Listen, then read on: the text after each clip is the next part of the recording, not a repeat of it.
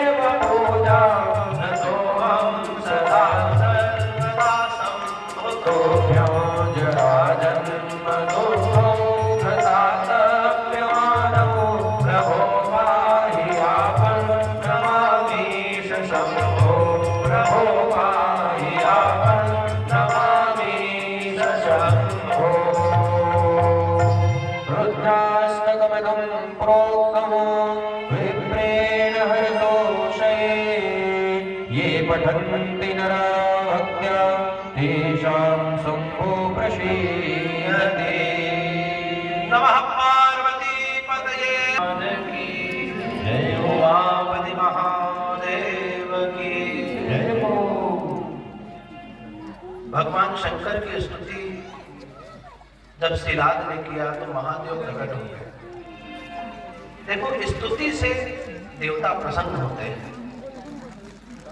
भगवान शंकर प्रकट हो गए, कहने लगे कि शिलाद क्या बात है बताओ। शिलाद ने कहा कि हे भोलेनाथ, हे आशुतोष, आप मुझ पर प्रसन्न हुए हो। भगवान, मैं आपसे एक ही याचना करता हूँ कि मुझे आपके जैसा अमर और आयुवनिज पुत्र हो।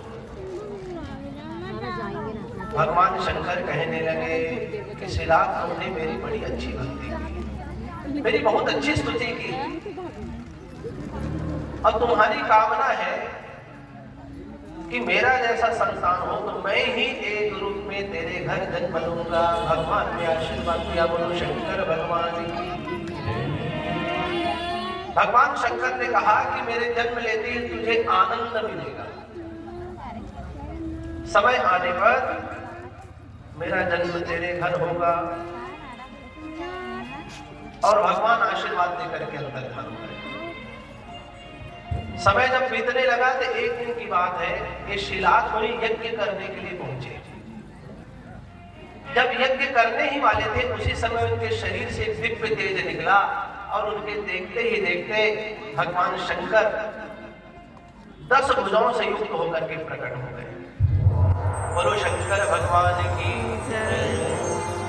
भगवान को देख करके प्रसन्न हो गए कि प्रभु आपका यह दिव्य स्वरूप। भगवान शंकर ने कहा कि तुमने जो वरदान मांगा था मैं उसको सिद्ध करने के लिए अयोनिज पुत्र के रूप में प्रकट हुआ। शिलाद कहने लगा कि महाराज आप मेरे यहाँ संतान के रूप में आए, आप तो 10 भुजाओं से युक्त है। भगवान ने कहा कि मैं तुझको याद दिलाने के लिए अपने स्वरूप में आया हूँ कि मैं वही शंभु हूँ जिसकी तूने आराधना की। भगवान शंकर सौम्य हो गए और शिलाद उनको पकड़ करके अपने आश्रम में ले गए, प्रेम से बढ़िया। शिलाद ने कहा कि तुझको देख करके मुझे आनंद आ रहा है। आनंद यदि इति नंदः, तुझको देख करके मुझे आनंद की प्राप्ति हो रही है, मैं नंदित हो रहा हूँ, इसलिए तेरा नाम नंदी पड़ेगा। बोलो नंदी महाराज की। भगवान शंकर ही एक रूप में नंदी रूप में शिलाद के यहाँ शिलाद ने बहुत आनंद से सबको पढ़ाया। कॉल करी थी ना भाभी, तो उसी को पूछी मैं, देखो आने वाली हूँ करके। जिनके घर में ना संतान ना हो रही हो भैया, और जब भगवत कृपा से संतान मिल जाए तो बड़ा ही आनंददायी पल होता है। अच्छा, मानो समझ लो कि ईश्वर की साक्षात कृपा उस संतान के रूप में उसको प्राप्त हुई है। हम सब उस सौभाग्य को जानते हैं। इतना औषधि पानी करने के बाद भी हमको कुछ प्राप्त नहीं हुआ और केवल भगवत आराधन की और संतान की प्राप्ति होगी तो समझ लो निश्चित ही वह देवत्व वाला संतान है, देव प्रधान संतान है। अच्छा एक बात याद रखना भैया, जो परमात्मा है जो भगवान है वो जल्दी नहीं आते। बोलो शंकर भगवान की। भगवान राम जल्दी नहीं आए, जानते हैं उनके लिए कितना यज्ञ करना पड़ा। भगवान श्री कृष्ण भी जल्दी नहीं आए, नहीं पचमढ़ी कंस ने कितनों को मारा, तब जाकर के अष्टम। तो शिलाद इतने प्रसन्न हुए, उनके साथ आनंद पूर्वक रहने लगे। समय आने पर उनका यज्ञोपवीत संस्कार किया आनंदित था। उनको वेद आदि स्मृतियों की शिक्षा दी। धीरे धीरे धीरे समय बढ़ते गया। 5 वर्ष तक की आयु में यज्ञोपवीत आदि संस्कार हो गए। बताया गया ब्राह्मणों का 4 वर्ष जनेऊ संस्कार हो, 4 वर्ष से अधिक 8 वर्ष तक जनेऊ संस्कार हो जाना चाहिए। और अधिकतम आयु 8 दूनी 16 वर्ष तक तो ब्राह्मणों का उपनयन संस्कार हो ही जाना चाहिए। आजकल क्या हो गया भैया, कई ब्राह्मण परिवार में 16 वर्ष से कहीं अधिक हो गया, जनेऊ संस्कार हुआ नहीं है। उसके ब्याह के समय में जनेऊ संस्कार करते हैं, है नहीं सच्चाई। शादी के समय ब्याह के समय जनेऊ संस्कार करते हैं। अब उस समय लड़का कहता है क्या मैं मुंड उड़ा करके अपनी दुल्हनिया लेने जाऊंगा? बात तो सही है, इसलिए उसका मुंड भी नहीं मुड़ाते, मुंडन कर्म से छूट जाता है। यज्ञोपवीत धारण कराए हैं और दूसरे दिन ब्याह हुआ, तीसरे दिन एक समाप्त हो गया। जबकि गायत्री उपासक के लिए ब्रह्मचर्य बताया गया कि कम से कम 21 वर्ष तक गायत्री का निष्ठापूर्वक जप होना चाहिए, कम से कम। तो ब्रह्म तेज जागेगा। अब ब्रह्म तेज जागा नहीं और सब हो गया। कहा गया कि 16 वर्ष के बाद यदि किसी ब्राह्मण का जनेऊ संस्कार होता है तो वह कोई काम का नहीं है। 16 वर्ष बाद उसको व्रात्य दोष लग जाता है। इसलिए जितने भी यहाँ पर सज्जन वृंद बैठे हैं, जहां तक मेरी कथा की बनी नारे में, यदि ब्राह्मण परिवार है तो 16 वर्ष तक अपने बच्चों का जनेऊ संस्कार हो जाए, उपनयन संस्कार हो जाए। क्षत्रिय है तो 20 वर्ष तक क्षत्रियों का जनेऊ संस्कार हो जाए। आजकल क्षत्रिय केवल ब्याह में भी वो लोग जनेऊ संस्कार कराते हैं, दुर्गा जनेऊ पहना देते हैं, है नहीं सच्चाई? जबकि क्षत्रियों के लिए भी उपनयन संस्कार अलग होना चाहिए, जैसे ब्राह्मणों का उपनयन संस्कार।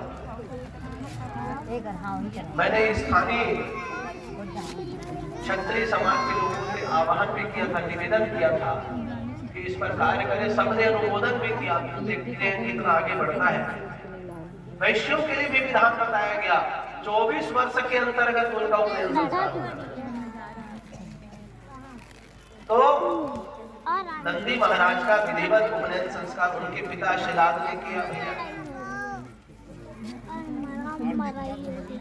एक दिन की बात है, जो वह नंदी 7 वर्ष की अवस्था में हुआ तो मित्र और वरुण नाम के 2 ऋषि आए। ऋषियों को देख करके इन्होंने प्रणाम किया।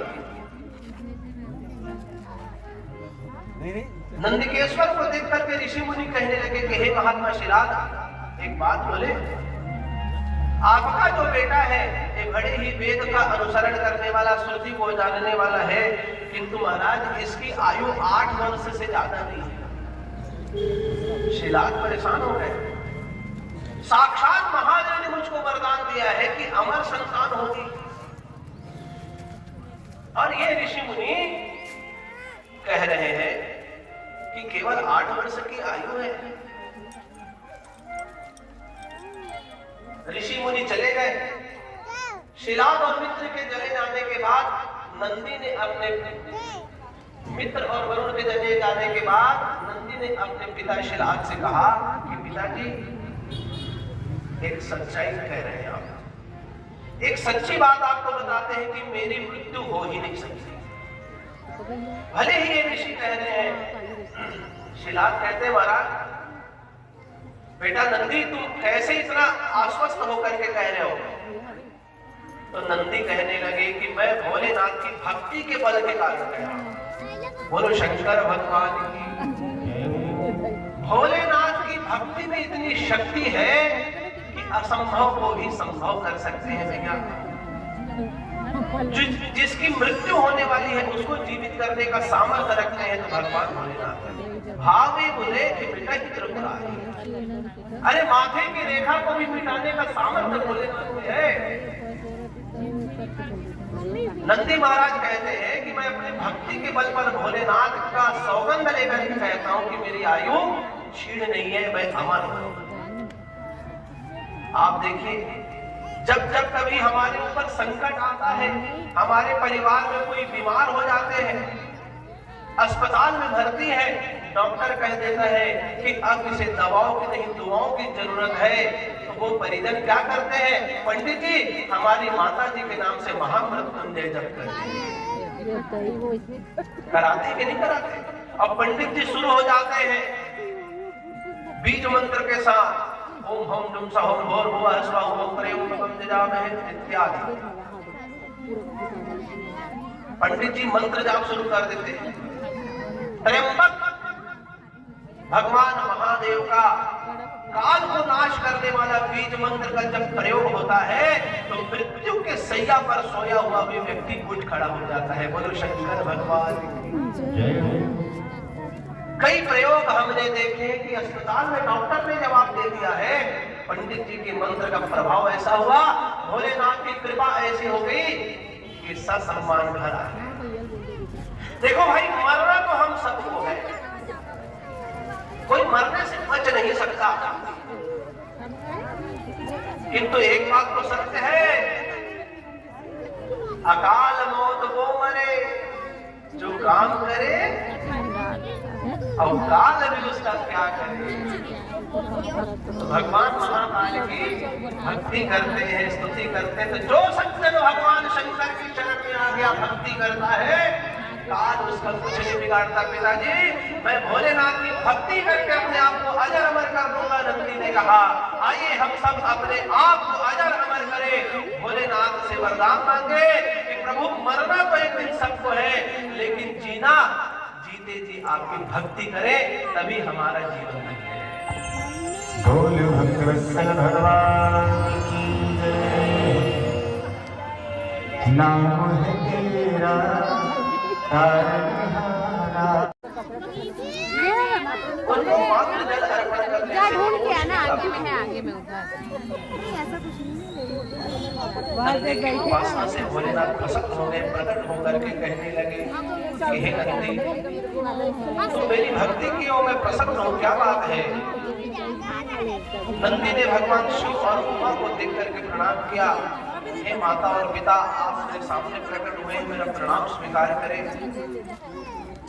वैसे तो मुझे पता है कि मैं निर्भय हूँ, मुझे मृत्यु का भय नहीं है, पर भी मेरे पिता को मित्र और वरुणनाथ के ऋषियों ने कहा है कि मेरी आयु अंत है। भोलेनाथ कहने लगे कि मैंने शिलाद की परीक्षा लेने के लिए ही उन दोनों ऋषियों को भेजा था। हे नंदी, तुम तो अजर अमर हो, तुम साक्षात मेरा स्वरूप हो।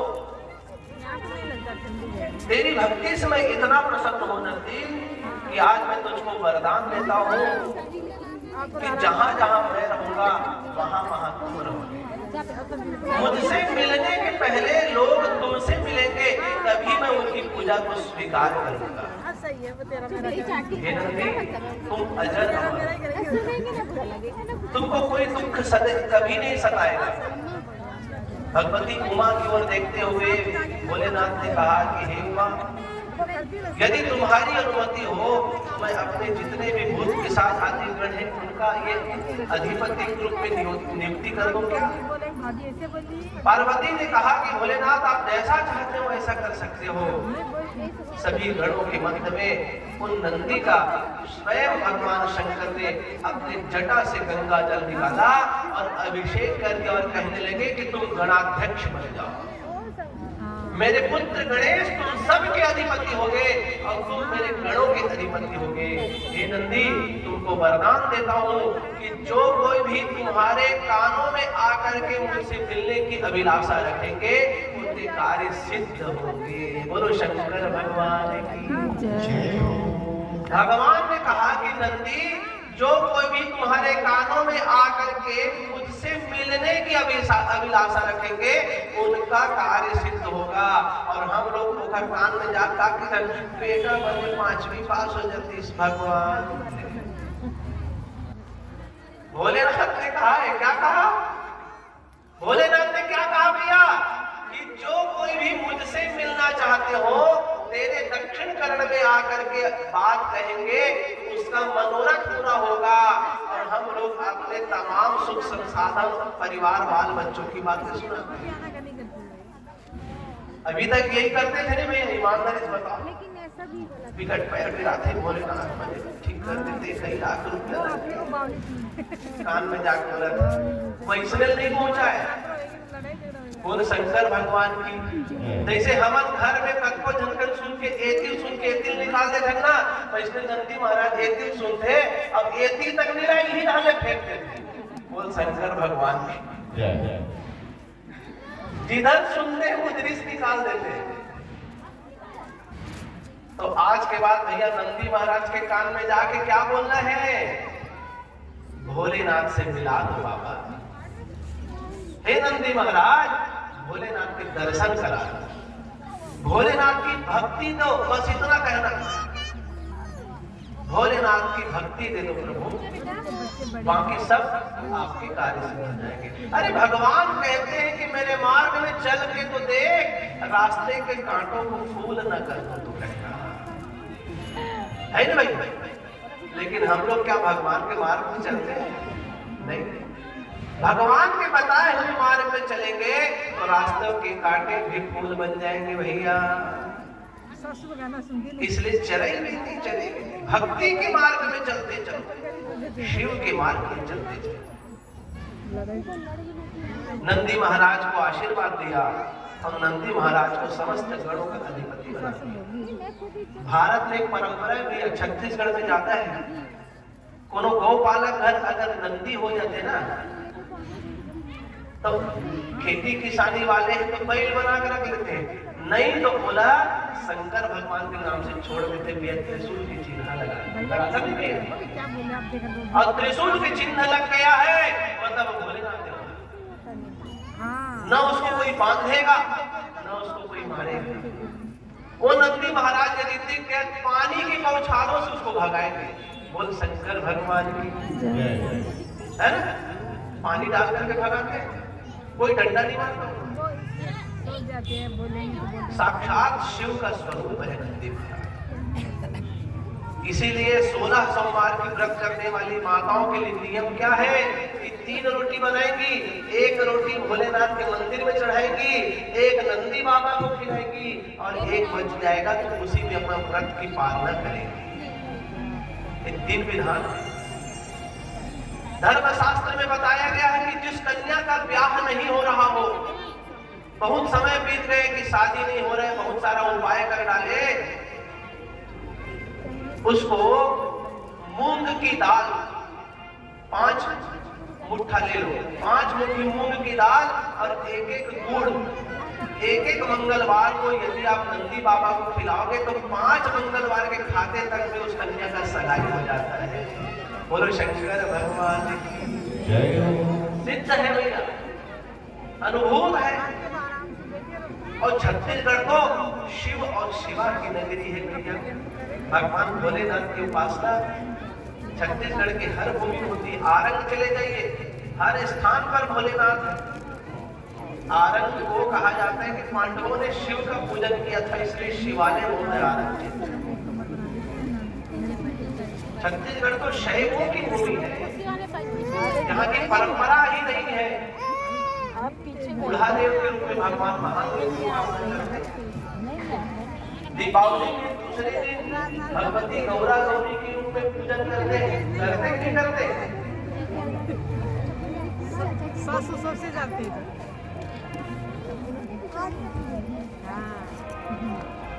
तो दीपावली के दूसरे दिन गौरा गौरी के रूप में शिव की उपासना करते हैं। जगह जगह हर नगर में शिवालय है। तो शंकर भगवान की उपासना नंदी महाराज ने किया। नंदीश्वर को बहुत बड़ा गणाध्यक्ष का पद प्राप्त हुआ। बोलो शंकर भगवान की जय।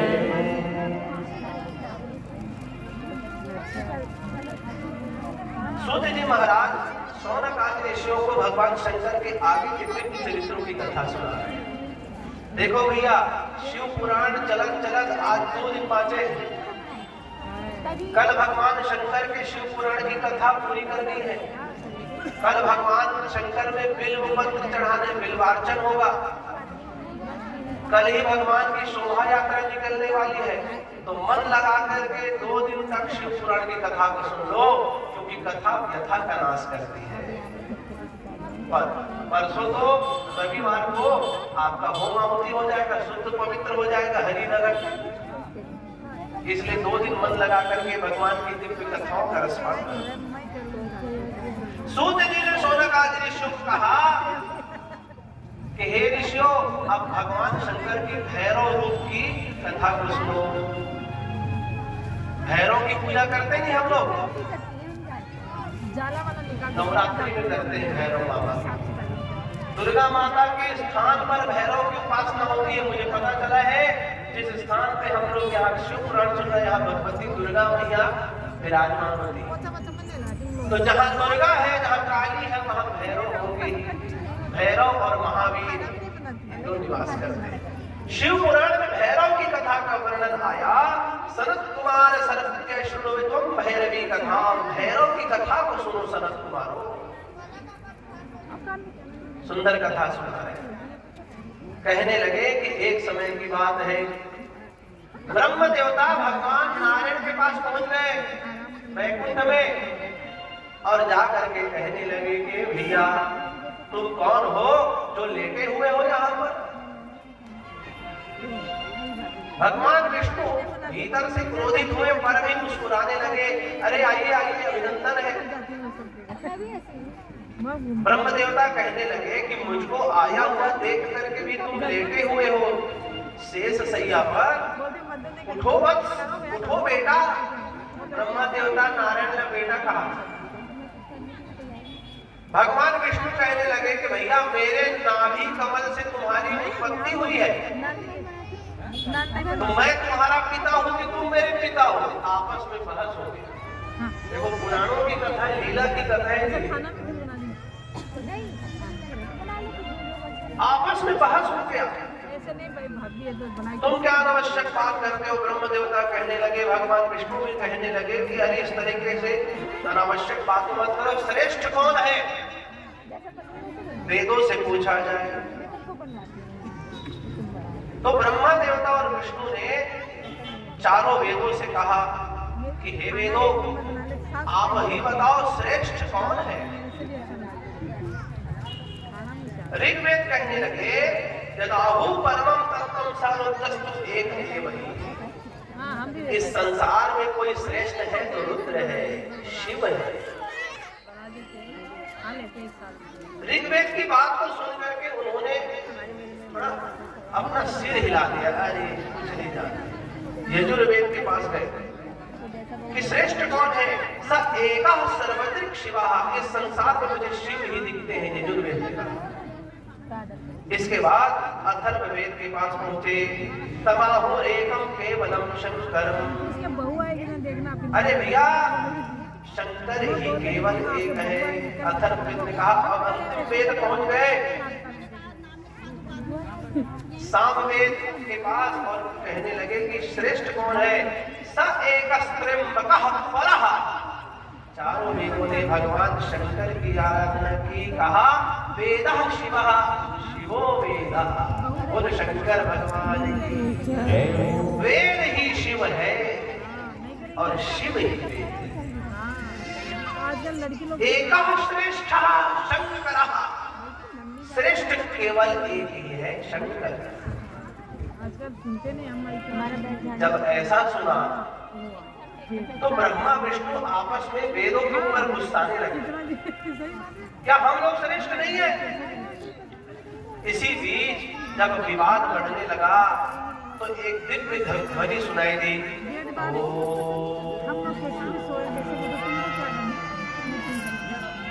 भगवान शंकर का प्रणव नाद, भगवान शंकर का यही नाद ब्रह्मांड का मूल नाद है। कहा जाता है यह ओमकार ही शिव है। कभी कैलाश पर्वत जाएंगे तो कैलाश पर्वत ही ओमकार के रूप में स्थापित, इसलिए ओम ही शिव है। ओम सनातन शिव की उपासना है। उस प्रणव ने कहा कि हे ब्रह्मा और हे विष्णु, आप विवाद क्यों करते हैं?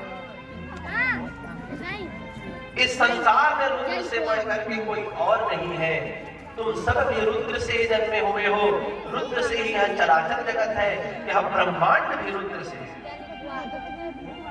जब ओमकार ने कहा, ब्रह्मा और विष्णु आपस में अनबने हो गए, फिर भी बात करने लगे। तो उसी ओमकार के बीच से भगवान शंकर प्रकट हो गए। बोलो शंकर भगवान की जय। भगवान शंकर प्रकट हो गए भगवती उमा के साथ और कहने लगे कि हे ब्रह्मा, तुम बार बार विवाद करते हो। भगवान शंकर को देख करके विष्णु ने भगवान शिव की स्तुति की, लेकिन ब्रह्म देवता खड़े रहे। भोलेनाथ जान गए इनको अभिमान है। नमन्ति फलिनो वृक्षा। जो फलदायी पेड़ होता है ना भैया, वो झुकता है कि नहीं भैया? जिसके भीतर विनम्रता होती है ना, वो झुकता है भैया। समर्थ को नहीं दोष गुसाई। कई बार सामर्थ्यवान होकर के भी, धनी पैसे रुपये से संपन्न होकर के भी इतने विनम्र लोग मिल जाएंगे, आप आश्चर्य करोगे। अब कई बार थोड़ा धन बहुत, थोड़ा सा धन मान क्या हो गया, सीधे को बात नहीं करते भैया। संसार में ये पद्धति देख रहे हो। थोड़ा सा रुपया पैसा क्या हो गया, 2-3 गाड़ियां क्या हो गई, आपसे सीधे वो बात नहीं करेंगे। अभिमान आ जाता है। ऐसे ही हम मानवों की प्रकृति, तो ऐसे व्यक्ति विरले होते हैं जिनके पास सब कुछ है पर भी सम रहते हैं। सुख दुख समय भूत्वा लाभा लाभो जया दे। जो सुख में और दुख में सम हो, लाभ में और हानि में जो सम हो, उसी की विजय होती है। बोलो शंकर भगवान की जय। भगवान शंकर ने देखा कि ब्रह्मदेव के भीतर अभिमान है, विष्णु झुक करके मुझको अभिवादन कर रहे हैं, तो भगवान शंकर के तीसरे नेत्र से एक ज्योति निकली और शंकर भगवान के सामने ही प्रकट हो गई। बोलो भैरव बाबा की जय हो। कर कलित कपाल कुंडली दंडपाणिस तरुण तमुर नील व्याध यज्ञोपवीति क्रतु समय सपर्या विघ्न विच्छेद हेतु जयतु बटुकनाथा सिद्धिदा साधकानाम। भगवान भैरव प्रकट हो गए, भगवान शंकर के समान दिख रहे हैं। रुद्र ने देखा, भोलेनाथ ने देखा कि हे भैरव, तू मेरे समान ही है और तू कालों का काल होगा, इसलिए तेरा नाम काल भैरव होगा। बोलो काल भैरव भगवान की जय हो। भगवान शंकर ने कहा कि हे भैरव, ये ब्रह्म देवता 5 मुख वाले हैं, एक मुख से बार बार बहुत ज्यादा बात कर रहे हैं, इनको अभिमान हो गया है, तो जिस मुख से अपनी आत्म प्रशंसा कर रहे हैं उस मुख का छेदन कर दो, उस सिर को काट दो। देखते ही देखते भगवान शंकर के अवतारी भैरव बाबा ने अपने नखों के माध्यम से ब्रह्मा देव का वह 5वां सिर को काट लिया और हाथ में पकड़ लिया। बोलो भैरव बाबा की जय। हाथ में पकड़ लिया भोले बाबा के स्वरूप भैरव ने ब्रह्म देवता के सिर को। जैसे ही सिर कटा तो 4 सिरों से ब्रह्म देवता स्तुति करने लगे। भोलेनाथ क्षमा कर दीजिए, सठम साठ्यम समाचरे। भोले बाबा ने क्षमा दान दिया है ब्रह्म देवता को और कहने लगे कि हे ब्रह्मा, अब तुम जो है मेरी स्तुति करने लगे हो, तुम में अब सृष्टि का निर्माण हो जाएगा। इस प्रकार भैरव बाबा को कहा गया कि हे भैरव,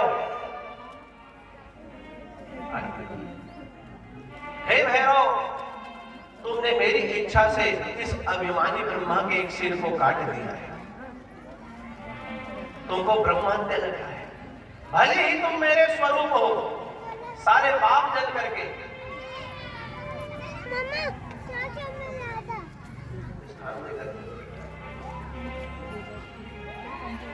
भले ही तुम मेरे स्वरूप हो, सारे पाप मुझको देख करके भस्मीभूत होते हैं, किंतु इस संसार में उदाहरण देने के लिए तुम ब्रह्म हत्या का विमोचन करो।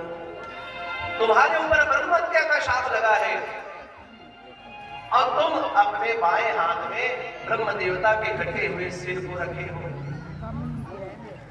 इसलिए मेरी आज्ञा से इस भूमंडल के समस्त तीर्थों में तुम इस ब्रह्मा के सिर को पकड़ करके जाओ और तुम्हारे पीछे पीछे ब्रह्म हत्या भी जाएगी। और हे ब्रह्म हत्या, तुम मेरे क्षेत्र अर्थात अभिमुक्तेश्वर क्षेत्र में जाते ही विमोचित हो जाना, अर्थात भैरव को ब्रह्म हत्या का पाप नष्ट हो जाएगा मेरे क्षेत्र में। भगवान शंकर ने भैरव को कहा कि मेरा प्रिय क्षेत्र जो शाश्वत है, जो प्रलय होने पर भी समाप्त नहीं होता, ऐसी मेरी पवित्र काशीपुरी में चले जाओ। भगवान शंकर की आज्ञा का पालन करते हुए भैरव बाबा ब्रह्म देवता के सिर को पकड़े पकड़े भूमंडल के समस्त तीर्थों में घूमते रहे और जैसे ही काशीपुरी में पहुंचे, काशी की सीमा में प्रवेश किया, ब्रह्म देवता का कटा हुआ सिर जो हाथ में रखे थे भूमि पर गिर पड़ा और वहीं ब्रह्म कपाल स्थापित हो गया। ब्रह्म हत्या भी वहां से भाग गई। भगवान शंकर ने आशीर्वाद दिया कि इस धरती में जितने भी मनुष्य हैं जो अपने पितरों का पिंड दान गया जी में श्राद्ध के रूप में करेंगे, उनको काशी काशी आकर के ब्रह्म कपाल में अपने पितरों का तर्पण करेंगे, तभी उनके पितरों को मुक्ति प्राप्त होगी। मैं आशीर्वाद देता हूँ, बोलो शंकर भगवान की। और भैरव को कहने लगे कि हे भैरव बाबा, काशीपुरी की तुम कोतवाल हो गए, काशीपुरी नगरी तुम्हारी होगी और मैं साक्षात विश्वनाथ के रूप में विराजमान होगा। भगवान शंकर ने कहा, भगवती परम्बा अन्नपूर्णा साक्षात वहां प्रकट। इस प्रकार भैरव बाबा काल भैरव के रूप में काशीपुर में स्थापित हो गए। बोले काल भैरव बाबा की जय हो, शंकर भगवान की जय। ऊंचे ऊंचे मंदिर के ऊंचा है तेरा धाम। हम लोग वापस आ चुके हैं घर में और पता है मेरे को इतना ज़्यादा मज़ा है ना, मतलब बहुत सारी चीज़ें जानने को मिली जो कि मुझे नहीं पता था। और उधर जो भजन था बहुत, मतलब भजन सुना तो बहुत मज़ा आया मेरे को तो। और अगर आप लोग को वीडियो अच्छा लगे तो प्लीज़ एक लाइक करना, शेयर करना, सब्सक्राइब करना। तो मिलता है नेक्स्ट वीडियो, तब तक बाय बाय।